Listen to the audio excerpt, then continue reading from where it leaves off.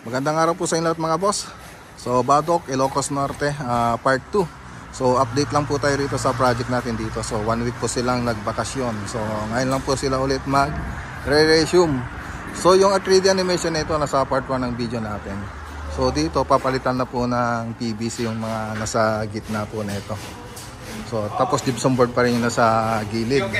Tapos dito sa loob, dito na po yung update dito mga boss. Ayan no. So nakapagtakip na po tayo rito. So nagko-cornisa na po tayo. So yung ibang parte na-cornisan na. So andito lang po tayo sa ground floor. Ayan no. So ayan ang cornisa lang po yung kulang diyan. Tapos susunod na gagawin natin dito, pintura sa interior, ceiling tsaka interior wall paint. Okay, so naglalagay na nito ng cornisa rito sa may dining area. Tapos ito yung sa may kitchen. So cornisa na lang po yung kulang dito.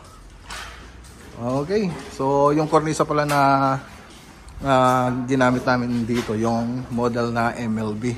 So ito po siya. Ayan o, MLB. Okay. Yan, ganda na. So yung makikita nyo po yung 3D animation nito doon sa part 1. So ito po yung garahe. Dito po yung sasabi ko kanina na yung gitna nito PVC na po.